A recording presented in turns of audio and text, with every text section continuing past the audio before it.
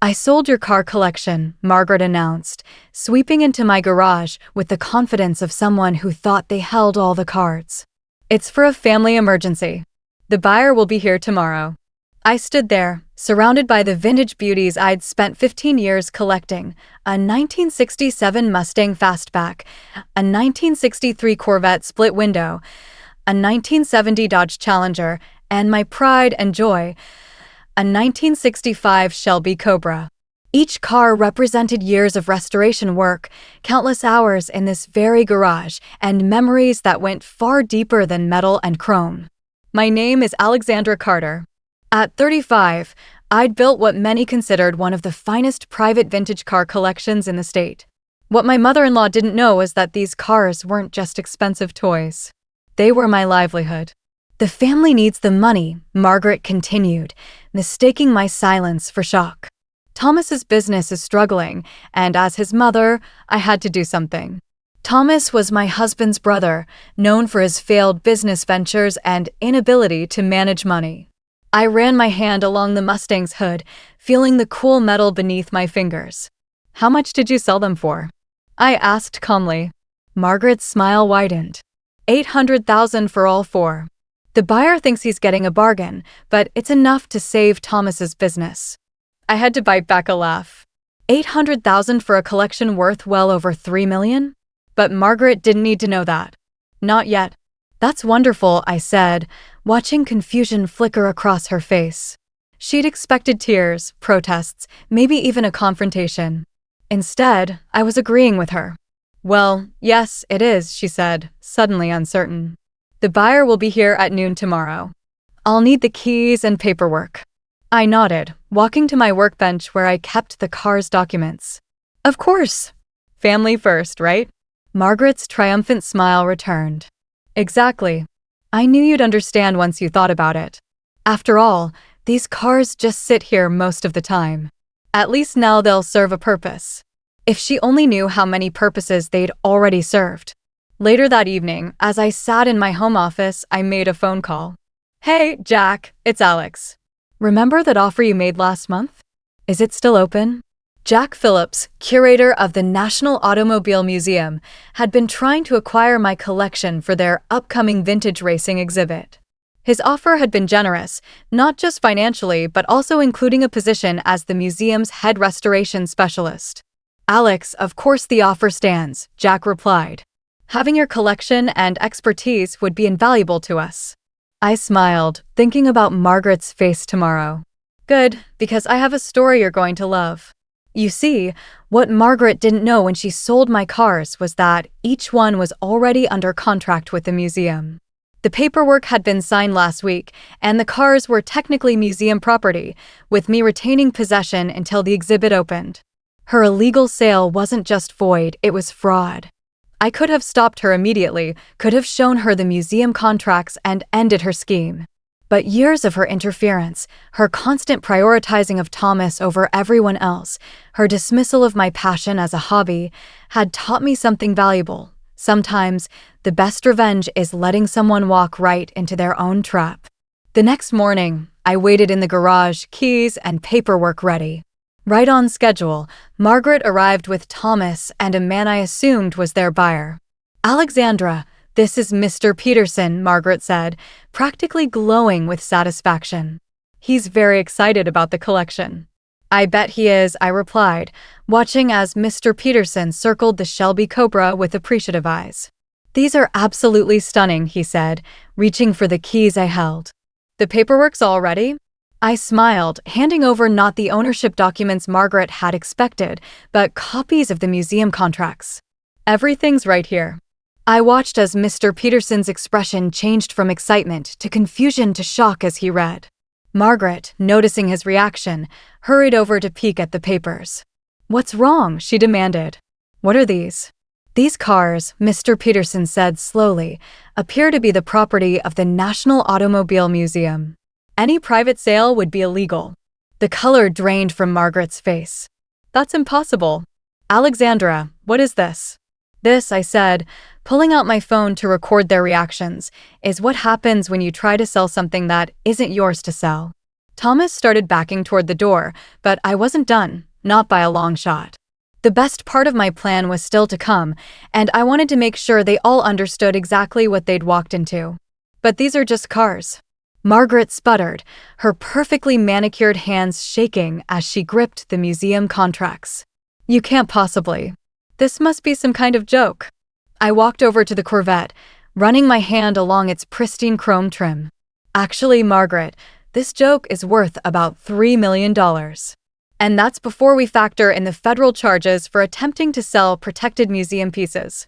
Mr. Peterson, who I'd noticed had been typing frantically on his phone, suddenly cleared his throat.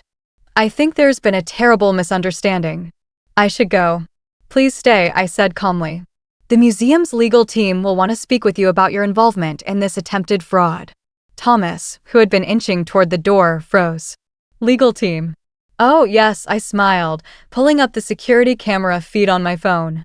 They're particularly interested in last Tuesday's footage, when you and Margaret came here with a locksmith to copy my garage keys.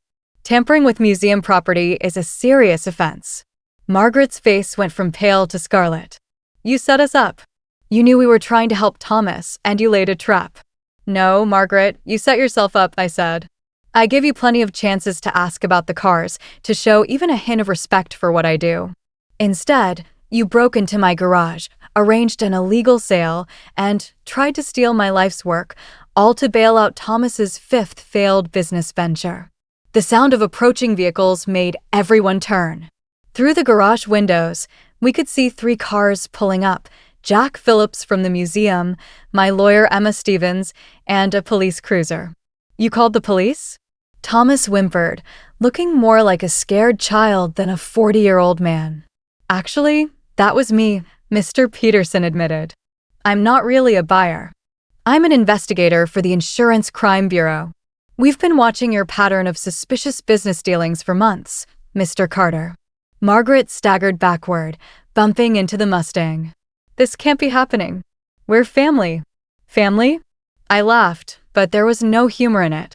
Was it family when you told everyone my restoration work was just a hobby?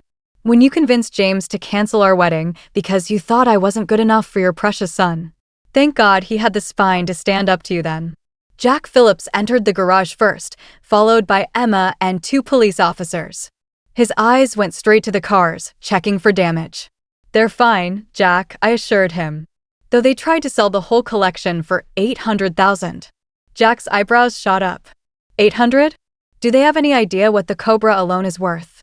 Apparently not, I said, watching as the officers began taking statements from everyone involved.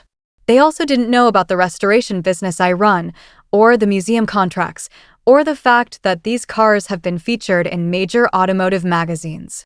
Emma approached with her tablet. We have everything we need, Alex. The security footage, the fraudulent sale agreement Margaret drew up, even texts between them planning the whole thing. Do you want to press charges? I looked at my mother-in-law, now sitting on my work stool with her head in her hands, and Thomas, being questioned by the officers about his business dealings. For a moment, I felt a twinge of pity. They'd been so convinced of their own righteousness, so sure that their needs trumped everyone else's. Yes, I said firmly. File everything. It's time they learned actions have consequences. Just then, my husband James burst through the door, having rushed home from work when I texted him what was happening. His eyes swept the scene before landing on his mother and brother. Really? He asked them, his voice heavy with disappointment. After everything, you still couldn't just leave her alone? Margaret lifted her tear-stained face. James, honey, we did it for Thomas, for the family. Stop, James cut her off. Just stop. You did it because you've never accepted that Alex is part of this family, because you can't stand that she's successful at something you don't understand. He walked over to me, wrapping an arm around my shoulders. Well, now you get to understand exactly what she does, because the museum's press release about their new collection and head restoration specialist goes out tomorrow. The look of shock on Margaret's face was priceless. Head restoration specialist, she whispered. That's right, Jack Phillips chimed in. Alexandra's reputation in the classic car world is exceptional. We've been trying to get her on board for months. As the officers led Thomas and Margaret out to discuss their charges, I felt the weight lift from my shoulders. Years of dismissal, of snide comments and backhanded compliments were finally ending. James squeezed my shoulder. "You okay?" I nodded, looking at my beautiful cars, now officially part of something bigger than Margaret's small-minded schemes. "You know what? I really am." 3 months after the garage incident, I stood in the National Automobile Museum's main exhibition hall, watching as visitors admired my collection. The cars gleamed under perfect lighting, each one accompanied by a plaque detailing its history and restoration journey. My personal favorite was the sign next to the Shelby Cobra, restored by Alexandra Carter, head of restoration services. Every time I saw it, I thought about Margaret's face when she learned what her attempt to sell my hobby had cost her. The fraud charges had hit both her and Thomas hard. Thomas faced significant legal consequences for his pattern of suspicious business dealings, while Margaret's reputation in her precious social circles was in shambles. The local papers had run the story with headlines like "Mother-in-law's classic car heist backfires." "There's my star curator," Jack called out, approaching with a group of people in expensive suits. "Alexandra, I'd like you to meet some board members from other automotive museums. They're very interested in your restoration techniques." As I chatted with them about paint matching and engine rebuilds, I caught sight of a familiar figure hovering near the entrance, my father-in-law, George. Unlike Margaret, he'd had no part in the attempted theft, and the whole incident had apparently opened his eyes to some uncomfortable truths about his wife and son. "Excuse me," I said to the group, making my way over to him. "Alexandra," he said quietly, looking around the exhibition. "This is incredible. I had no idea." I smiled, genuinely glad to see him. "Would you like a tour?" He nodded, following me as I walked him through the collection. Unlike Margaret, who'd never shown any interest in understanding my work, George asked thoughtful questions about each car's history and restoration process. "You know," he said as we stood before the Mustang, "I used to restore old radios when I was younger. Nothing on this scale, but I understand the satisfaction of bringing something back to life." "Why did you stop?" He sighed. "Margaret thought it wasn't sophisticated enough for our social circle. Said it made us look common." The way he said it, I could hear years of suppressed passion, of dreams set aside to maintain appearances. Like mother, like son, Thomas had inherited Margaret's disdain for genuine work and craftsmanship. "It's never too late to start again," I said. "We have a small restoration workshop for kids here at the museum. They work on old mechanical toys, learn basic tools. We could use another instructor." The look of hope that crossed his face made me realize that maybe some good could come from all this. Just then, James appeared, carrying 2 coffee cups. "Thought I'd find you here," he said, handing me one. "Hi, Dad." "Your wife just offered me a teaching position," George said, still looking at the cars with wonder. James grinned. "You should take it. Better than rattling around that big house alone while Mom's doing her community service." Margaret's sentence had included significant community service hours at a local automotive vocational school, a detail I couldn't help but appreciate for its poetic justice. As we stood there, I noticed a young girl, maybe 12, pressing her face against the Corvette's window, her eyes wide with excitement. Her mother tried to pull her back, apologizing for the fingerprints on the glass. "It's okay," I called out, walking over. "Would you like to see inside?" The girl's face lit up as I opened the car door. "Really? Really? I'm Alexandra, and this is my car." "Well, it's the museum's now, but I restored it." "You fixed it?" she asked, carefully sliding into the driver's seat. "By yourself?" "Mostly. Sometimes you need help with the big stuff, but yeah, I did most of it myself."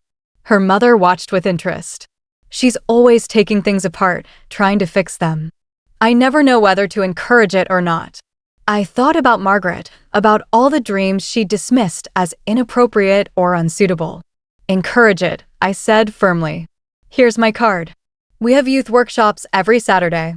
Later that evening, as James and I locked up the museum, I paused to look at my cars one last time.